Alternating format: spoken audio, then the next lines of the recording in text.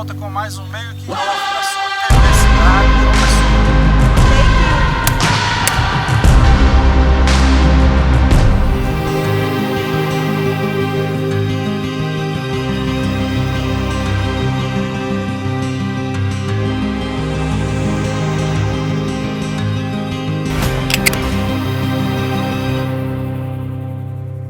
Maravilha, meus amigos, fascinado por cinema. Estamos de volta com mais um meio que off da sua TV Cidade, João Pessoa. Hoje o programa será com um diretor, produtor e roteirista atuante pra valer.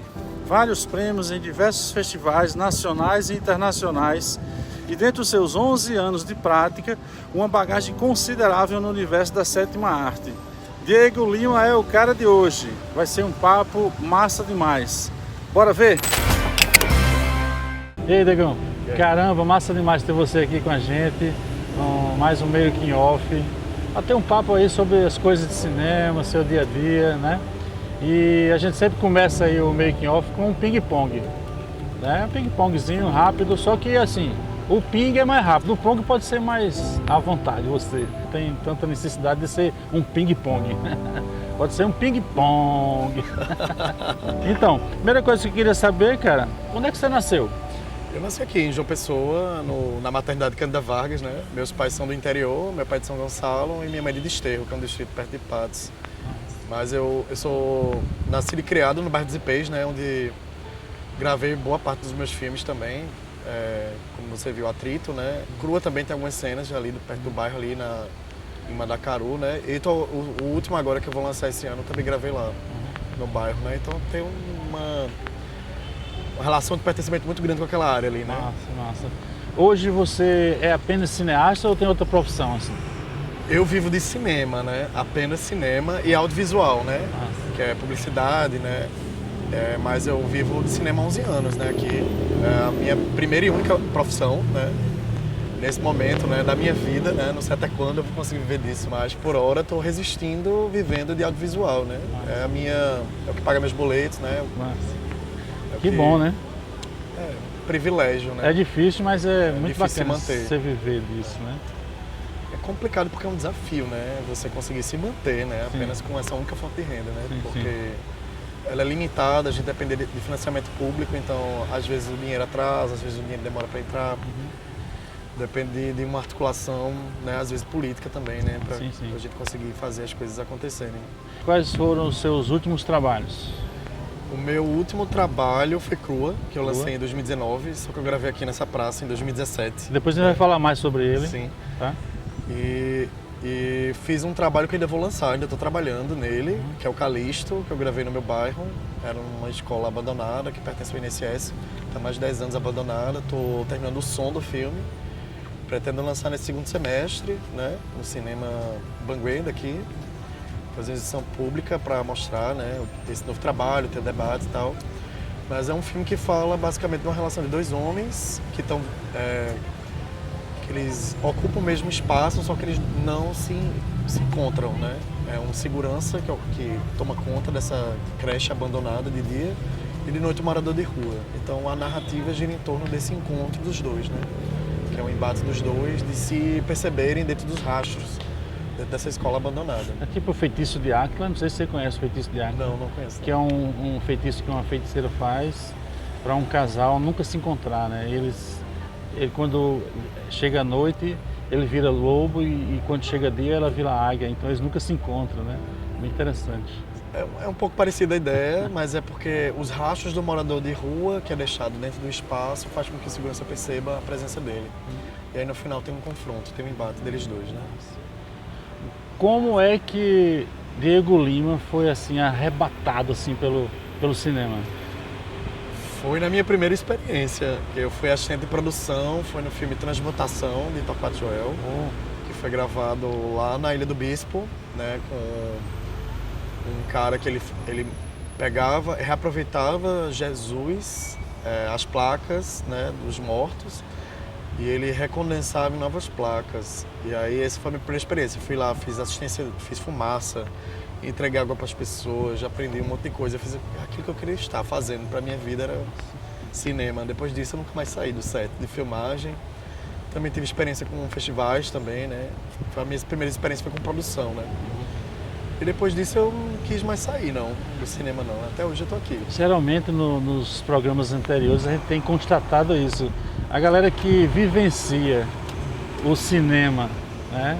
Seja de qualquer forma, é arrebatado ali no set de filmagem, né?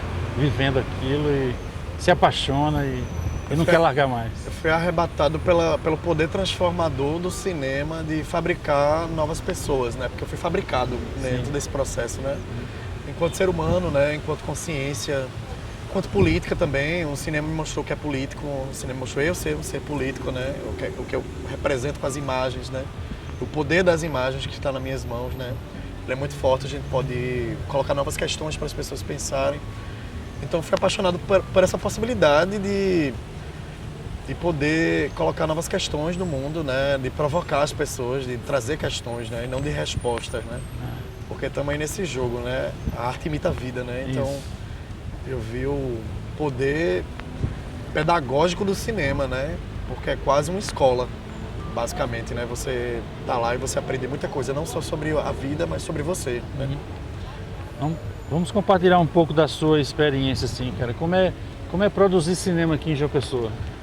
Difícil, né? Porque a gente tem muita dificuldade porque a gente depende muito do poder público, né?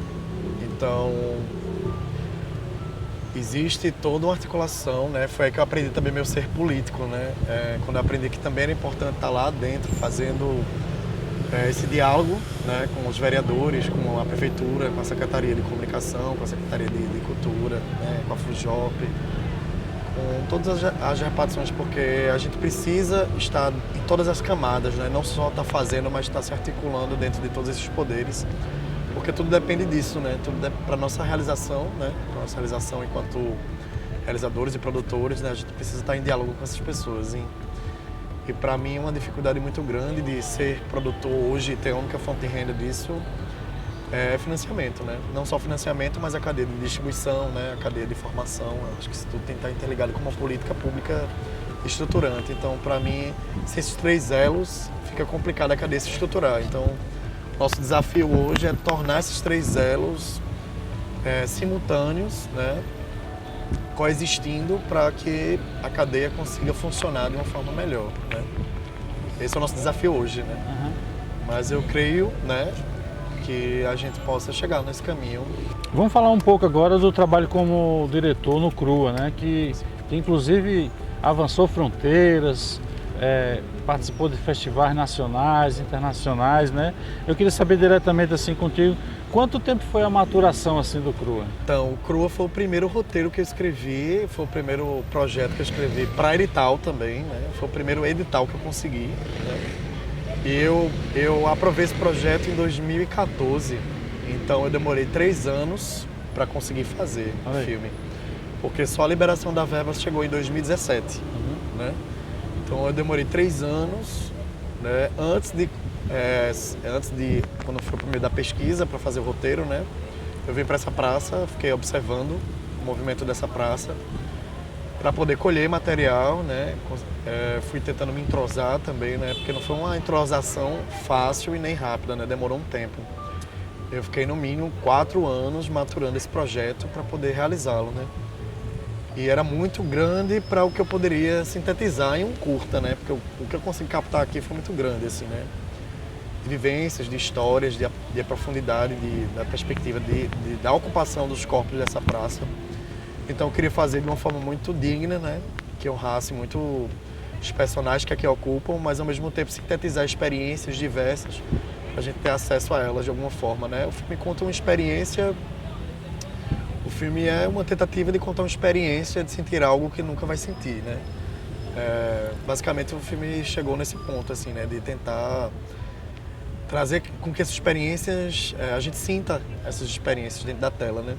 Então foi um desafio muito grande, né? Trazê-las, né? E trazer com que o público sinta, né?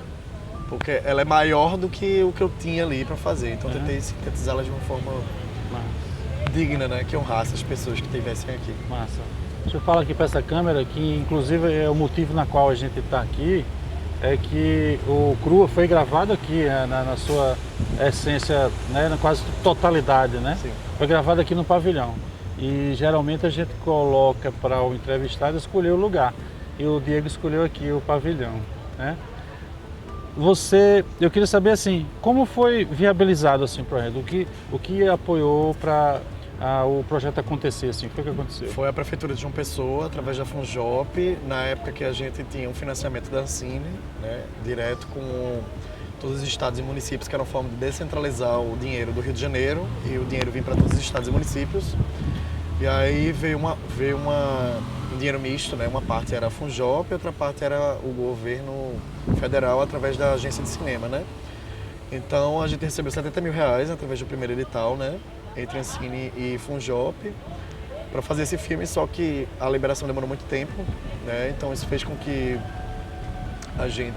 o custo de vida aumentasse, então acabou que o orçamento ficou defasado, né? Depois de 3 anos o custo de vida aumenta, alimentação, né? Gasolina. Então foi difícil nesse sentido, né? A realização dele foi difícil porque a gente contratou em torno de 40 pessoas diretas, né? Contando com equipe técnica, elenco, figuração, né? E além de empregos indiretos, né? Que é serviços de alimentação, né? Serviços de transporte.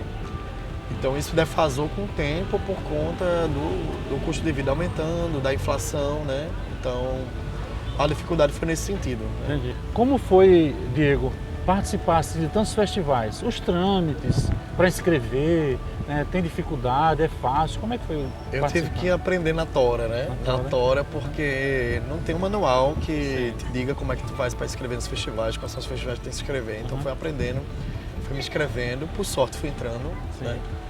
E fui divulgando o trabalho através disso. Muitas vezes tive a oportunidade de ir. Minha primeira viagem de avião foi graças ao cinema, né? E foi muito massa. Não só isso, mas conhecer o interior também, conhecer lugares que eu nunca poderia pensar em viajar, graças aos festivais de cinema, né? Com o meu trabalho. Então o cinema me proporcionou muito lugar para ir, né? O Crua foi para Roterdã? Foi para Roterdã, na Holanda. Na Holanda. E como é que foi lá a recepção do filme? Nossa, foi um desafio, né? Primeiro para ir, né? Sim. Eu juntei dinheiro, me endividei todo. Tinha que estar lá, né? Porque era um dos maiores festivais do mundo, eu tinha que apresentar meu filme lá. Massa demais. E aí consegui, né? Com muita força, né? De vontade também. Na época o dólar estava R$4,90, né? Quando eu recebi a notícia do festival era antes do Natal, então em janeiro já, 26 de janeiro já era minha exibição, então tinha um curto período de tempo para articular a passagem. O festival só me dava 3 diárias de hospedagem, então eu ia ficar 15 dias lá para ter todas as 3 sessões do meu filme lá. Então foi uma correria da porra para conseguir desenrolar tudo e poder ir a tempo, tirar meu passaporte, que eu nunca tinha tirado também. E aí cheguei lá, né? Apresentei o filme em 3 sessões, foi muito massa a recepção, né? Não só do pessoal do festival, mas das pessoas que ocupam o cinema lá, né? Eu vi que é um festival que até taxista ele tá lá junto. Eu conheci um taxista lá que acompanhava o festival há não sei quantos anos e acompanhava também o cinema brasileiro através desse festival. E foi muito bom, assim, essa conexão com o pessoal de lá. Eu tive 3 debates lá também, muito bons, né? Geralmente os debates lá são feitos após a sessão do filme, então a sessão era 4 filmes, era um filme, um debate de 20 minutos, um filme, um debate. E eu achei muito rico para a sessão continuar viva. Massa. Os debates lá. O debate era todo em inglês, né? Eu chamei um tradutor para poder falar à vontade. Sim. E foi incrível, assim. Grandes diretores do mundo todo lá também. Foi uma experiência muito foda. Show de bola. Bicho, como é que tá os preparativos para o seu filme Calixto, um novo filme aí? O novo filme? Eu tô agora na fase de edição e mixagem de som. Já? Tô fazendo com o Esther Rosendo. Né? Já foi gravado? Já foi gravado, a gente gravou em agosto do ano passado. Tá. E editamos também no final do ano. E agora a gente tá passando pela mixagem, que é quase a fase final, né? Para poder lançar. E aí a gente está trabalhando as questões do som, é um filme também que lida muito com o sensorial, então Esther está captando sons para a gente incorporar na pós, que são sons que a gente não capta dentro da locação. Então a gente está dentro desse processo para poder lançar o filme. Massa. Logo mais. Eu vi também que você foi contemplado com o Valfredo Lab, né? Com um roteiro Sim. Norma, não é isso? Isso que é um roteiro de longa-metragem. Longa-metragem, né? É o seu primeiro longa-metragem? Eu tenho outro Como diretor? escrito, eu tenho outro escrito, mas esse é o que eu aprovei em edital, né? Sim, aprovei sim. no laboratório, desenvolvi ele por 6 meses, pelo Valfredo Lab, que é um laboratório da Funjop, né? Para desenvolvimento de cinema, em narrativas longas, né? E o filme ele é baseado na minha tia, né? Que ela... É o nome dela, Norma? É Norma também, que ela tem 75 anos de idade e o filme fala sobre sexualidade, né? Fala sobre esse processo dela de ter o primeiro orgasmo da vida dela, né? E aí o filme fala sobre essa narrativa, é uma narrativa ficcional, mas também baseada no real, que traz essa trajetória dessa mulher, né? Que está se conhecendo, né? Se descobrindo, né? Dentro desse processo. Aos 70 anos. Aos 70 anos de idade. Muito massa. Pano pra manga aí, né? E como é participar e conquistar um apoio desse? Conta pra gente como é que foi isso, assim. Como é que faz pra, de repente, você ser contemplado com um projeto desse?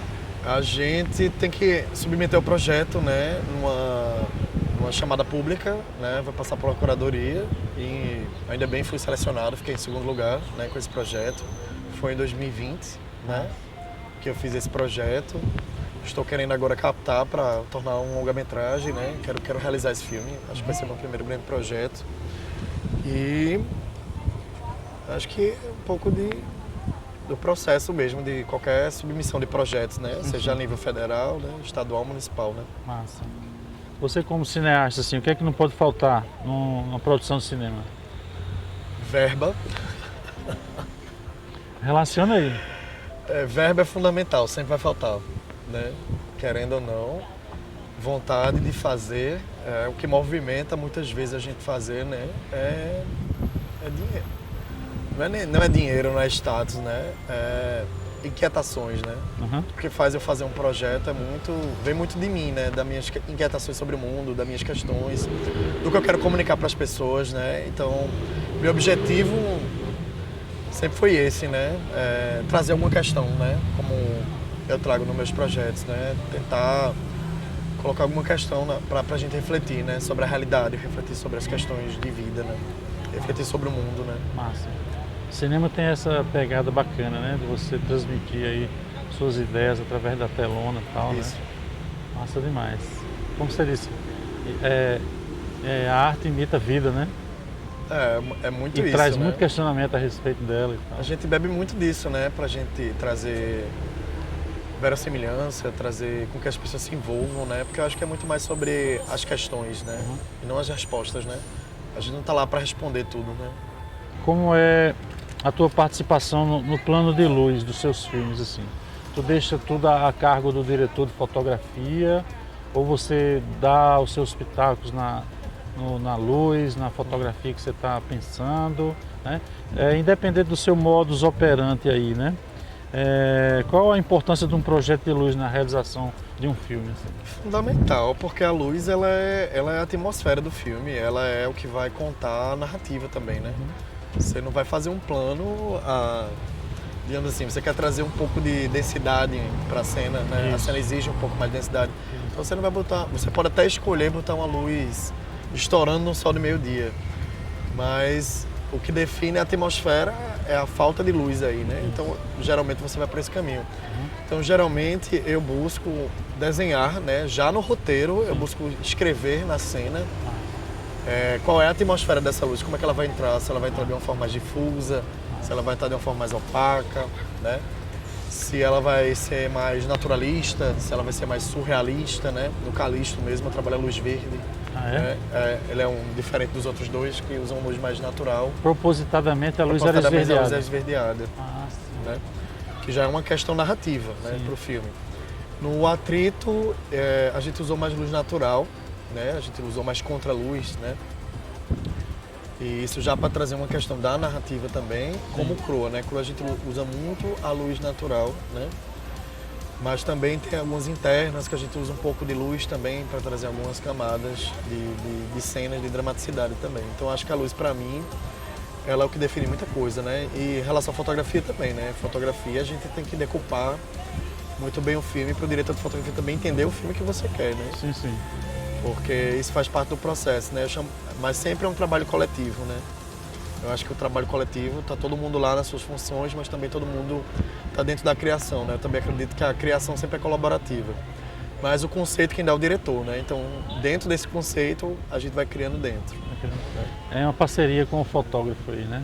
Com o fotógrafo, com a equipe elétrica Diretor também, de né? arte, tudo. Sempre tem A uma direção de arte define a paleta de cor do filme. paleta de né? cores. Massa demais, cara. Eu sempre pergunto a todos os entrevistados quanto a essa nova ordem de miniaturização dos equipamentos, né? Hoje gravando 4K, 6K, 8K, né? As câmeras com estabilizadores, né? Drone no lugar de helicóptero, tudo, né, reduzido e tal, né? A tua percepção a respeito disso, assim, para o cinema Eu acho que hoje o cinema está ficando mais acessível nesse ponto, porque hoje você pode pegar um celular como esse aqui e você pode fazer um filme muito bom. Porque o importante é você falar alguma coisa para alguém, né? Então o celular desse, ele dá essa ideia, se ele consegue transmitir e te botar na imersão, ele já contou, ele já fez sua parte. Uhum. Mas a gente tem aquele rigor estético, lógico, né, de o cinema ser exibido numa sala de cinema, então a gente precisa, com certeza, ter o melhor aparato técnico possível, né? Mas eu acho que o importante é contar uma história, então se você consegue contar uma história com o celular, você consegue contar uma história com uma 50D ou com qualquer opção que você tenha. O importante é contar a história, né? Massa. Eu acredito muito que a contação de história, ela independe de que ferramenta você vai usar. O que você escolhe enquanto ferramenta é o que vai definir para a narrativa. Isso pode ser mais potencial ou não, né? Beleza. Porque hoje em dia, um menino de uma favela, ele pode pegar um cinema, ele pode fazer o próprio cinema dele através do celular dele. Ele pode contar uma excelente história, pode ir para o mundo, pode ir para Rotterdam, pode ir para qualquer lugar, né? Eu acho que isso não independe desse formato. Massa. Galera, a gente vai fazer um intervalozinho agora, daqui a pouco a gente volta com esse papo bacana aqui com o Diego Lima, né? E não saiam daí, a gente volta já. E aí, pessoal, estamos de volta aqui com o Diego Lima. O que de fato a gente poderia fazer, ou o poder público poderia fazer, para poder manter essa produção de cinema que é tão intensa aqui em João Pessoa, né? Eu acho que a gente tem que se mobilizar para fazer grandes projetos de lei, né, com os vereadores. Eu acho que começa por aí, né? A gente precisa garantir que o Valfredo Rodrigues, né, que é dá nome ao edital, que é a nossa maior fonte de financiamento pela Prefeitura de João Pessoa hoje, ela vire lei, né? Porque ela virando lei, ela começa a ter o seu fundo, né? E a gente tem essa dificuldade por conta desse fundo, né? Então a gente está nessa articulação, né? Sou representante também do Fórum de Audiovisual. A gente está essa articulação com a Funjop para a gente fazer a primeira agência de cinema, né? Que é a João Pessoa Film Commission. Ah, que massa. Né? Para a gente conseguir tirar isso do papel. Né? E já está tramitando aí para formar? Já está tramitando. Né? Já está tramitando junto com o Marcos Alves. Isso é uma novidade aí para a gente aqui do mercado, né? A área de cinema. Eu acho que essa agência de cinema ela vai ser um divisor de águas para a gente facilitar, né, o acesso né, das pessoas. E da produção, né? Porque a gente é um estado de efervescência, né? De produção, né? Eu estava conversando com um curador do Rio de Janeiro, ele está falando que a Paraíba, né, está sendo o lugar que eles estão mais esperando agora, né? Desses projetos que têm rolado, né, do ano passado para cá, né, eles estão muito, não só na produção de longas, né, porque tem longas para sair também, mas de curtas, né? A gente tem uma produção muito grande. Quer dizer, existe uma expectativa lá Existe uma expectativa muito grande no eixo sul-sudeste. Sul-sudeste para nossas produções. Para o que acontece aqui na Paraíba, na área de aqui. cinema, né? Cara, é muito bom isso, ouvir isso, né? Saber que a galera aqui está mandando ver realmente no cinema. É uma produção muito intensa, né? Se você considerar proporcionalmente, a gente está produzindo mais do que o Ceará, que tem uma efervescência no cinema também, não é isso? Eu acho que não tanto, mas a gente sempre produziu. Sim. A gente não tem tanto de dinheiro que o Ceará tem, mas a gente Sim. sempre nunca deixou de produzir, né? É tanto que a Paraíba é o único estado do Brasil que tem a descentralização de festivais de cinema. Tem 21 festivais de cinema que acontecem no interior, né? Nesse mês eu vou ser júri no Cine Itaperoá, né? E é a primeira edição do Cine Itaperoá, para você ver que aqui a gente tem muito mesmo. A gente tem muito o que contar, né? Torquato é muito responsável por tudo isso, né? Torquato, o Viação Paraíba, o Jabre, foi muito responsável por essa descentralização, né? Um trabalho sério, né? Que está aí há 12 anos, né? Mas isso foi fundamental para a criação desses festivais de cinema e não só de realizadores, né? Muitas vezes eu já participei também de filmes de realizadores que vieram desse projeto, né? Tanto que Dionis do Congo, né? Ele faz um festival lá, que é o Cine Congo, há 12 anos, né? Esse vai ser a 12ª edição desse festival, com muita luta, com muita garra, com muita guerrilha, né? Porque a gente é o cinema da gambiarra, mas é muito bom ver que essas pessoas estão se movendo para mudar a realidade local delas também, né? Sim. E muitas vezes esses meninos, eles acabam sendo secretários de cultura dos próprios municípios deles, eles acabam entendendo o lado político deles, de trazer. Então, olha o papel transformador do cinema nesse ponto, né? Massa demais isso, cara. Deixa eu te fazer uma pergunta assim, pra gente mudar um pouco o clima da entrevista, né? Qual trabalho, assim, até hoje, cara, te deu mais prazer, em qualquer função, te deu mais prazer em fazer, assim, cara? O filme que mais me deu prazer? Difícil. Todos deram de alguma forma. Você realmente gosta de... Todos deram desde que eu esteja na direção, na produção ou na assistência de direção, que são funções que eu desempenho hoje. Me dá vontade, me dá prazer sempre estar, porque o processo colaborativo ele me instiga muito. O processo criativo em conjunto é muito gostoso, né? E eu não sei te escolher um assim, um melhor, todos foram importantes de alguma forma, assim. Eu sempre, inclusive, em todo making off, eu conto um episódio meu, pedir licença a você, né? Que o entrevistado é você, não sou eu, mas eu sempre conto um episódio meu, para ilustrar também o programa, né? A respeito de um filme que eu fiz com falecido e saudoso e amigo Eliezer Rolim, né? Sim. A gente fez um filme, O Sonho de Nassim, lá em Cajazeiras, e eu era diretor de arte, e ia ter uma cena com Zé Dumont. Pô, Zé Dumont, né, precisa estar caracterizado bem certinho e tal. E aí assistência de arte, cadê o chapéu de Zé Dumont? Aí lá vem um chapéu bem novinho, né? Cara, não pode ser esse chapéu bem novinho para Zé Dumont. Tem que ter um chapéu vivido, né? Com história ali, com a história dentro do chapéu ali. Pela minha experiência, a gente foi na feira encontrar uma pessoa que tivesse um chapéu com essa vivência, né? E a gente encontrou um senhorzinho passando, tinha um chapéu novo. Por favor, o senhor poderia dar uma atenção? Olha, eu tenho esse chapéu novo aqui, o senhor quer trocar por esse que o senhor está na cabeça aí? Eles trocam agora, e em casa eu tenho mais 10 chapéus desses, se você quiser. Aí, resultado, a gente teve um chapéu com toda, né, desgaste da vida, do sol, da terra, né? E aí o Zé Dumont usou esse chapéu desse senhorzinho lá. Vou contar uma história engraçada, né? Que foi das minhas primeiras experiências no cinema, que era exatamente nesse filme do Dionis, que é um filme que chama Ultravioleta, é um filme de ficção científica, e eu era diretor de produção desse filme. E a gente fez esse filme sem nenhum dinheiro, sem nenhum recurso. Foi todo mundo lá, pelo roteiro, zero. O bolso do diretor para financiar a comida, né, a alimentação da gente. Mas o engraçado foi, eu tinha que arrumar um tatu para a cena e umas baratas, né? Porque o único ser vivo que sobreviveu na história do filme era um tatu que era criado em cativeiro, e essa barata, né, que ela vivia ao ar livre, que os raios ultravioletas foram tão intensos que ninguém conseguia mais viver, né, a céu aberto. O filme fala sobre isso. E aí eu tive que pegar uma moto e sair andando 10 quilômetros atrás desse tatu, né? Encontrei esse tatu, porque lá era uma iguaria, carne de tatu, né? Então não era uma coisa tão difícil, mas eu não era de lá, não era do Congo, então tinha que achar esse tatu para a cena do filme. Então lá vai eu de moto, carregando na garupa de um cara, né? Esse tatu assim, o tatu me arranha todinho, me mijando, me mijou inteiro. Era grande? Ele era grande assim, ele me arranhou inteiro. Levei pra cena, a gente gravava a cena do tatu no último dia. Quando a gente foi pra casa, cadê o tatu? O tatu assim, se escondeu na terra. Fui lá catar o tatu, botar ele na cena, né? Ninguém sabe desses pontos, mas o tatu tá lá, bem bonitinho na cena. E o das baratas foi eu, com a garrafa de Coca-Cola 2 litros, tentar pegar as baratas, botar. E aí tava Ismael, que era o cara de efeitos especiais, né? Ele tá fazendo os efeitos especiais do filme. E a gente tem que pintar a barata de prata. Então lá vai, tentativa por tentativa, num plano aberto, imagina. Essa barata tem que aparecer no plano aberto, né? Então lá vai, uma por uma, Ismael com um pincel, com a tinta prata, tentando jogar na barata, porque elas não obedeciam. Na última, ela obedeceu e fez o caminho da cena. Caramba. E aí deu certo. Essa era a atriz, então? Essa foi uma das atrizes, né? Essa foi atriz boa, as outras não eram muito atriz profissional, não. Eu né? achava que quando eu ia pegar cinema, ia pegar coisa leve, né? Esse foi um episódio que eu queria relatar aqui. Você já falou o seu, né? Vamos lá, adiante.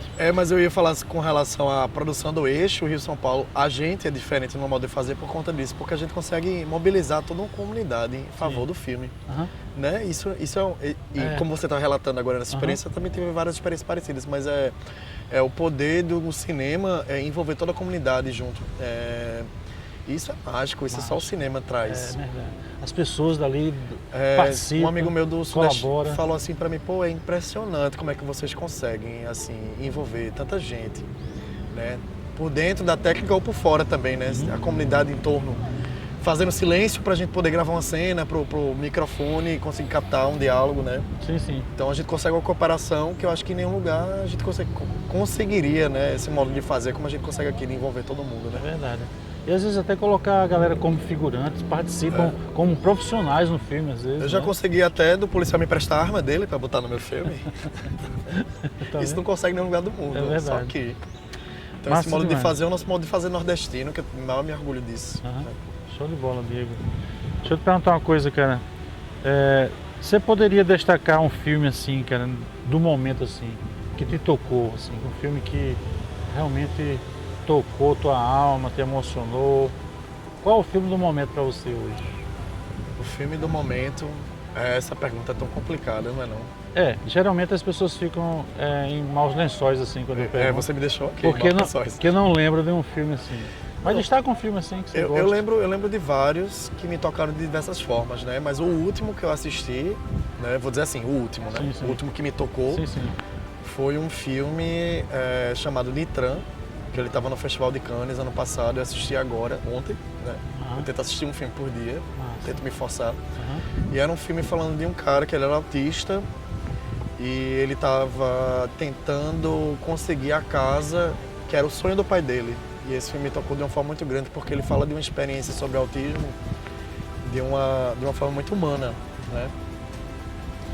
E se for para falar de filme paraibano, o último que eu vi no cinema foi Desvio, né, de Arthur Lins, que fala de um ex-presidiário que está no regime semiaberto. E o filme me toca bastante também, porque fala também do movimento underground, de rock de Patos também. O presidiário também tinha uma banda de rock. E lembrando agora por cima esses dois. Massa, mas já deu a contribuição. A gente geralmente pega aí referências do filme e coloca enquanto você está falando na edição, né, para que as pessoas, por curiosidade, vão atrás do filme também. Por dica de Diego, né? Encerrar assim com chave de ouro, né? Eu queria que você deixasse assim, cara, um legado para as novas gerações de diretores, a galera que está começando, né? Para os fascinados aí por cinema, aqui de João Pessoa, da Paraíba, quiçá do Brasil todo, né? Que mensagem você poderia deixar para essa galera assim, que gosta de cinema? Estejam em movimento sempre, porque cinema é movimento, não é a gente esperar que vai cair do céu, a gente fazer acontecer, né? Então eu acho que querer fazer, estar em movimento, independente de ter grana ou não, eu acho que é o suficiente, né? A vontade, né? Massa. Diria isso. Esse é o seu legado. Massa demais. Gente, Dias, vamos encerrar aqui nosso making off de hoje. Cara, foi massa demais esse bate-papo com o Diego Lima, uma aula, um passeio sobre esse universo da sétima arte, né? E aguardem aí nossos próximos episódios. Procura a gente nas redes sociais, no YouTube, no Instagram e agora também no canal 6.3, canal digital. Procura a gente que você acha lá também. Valeu, pessoal, mais um making off no cartão.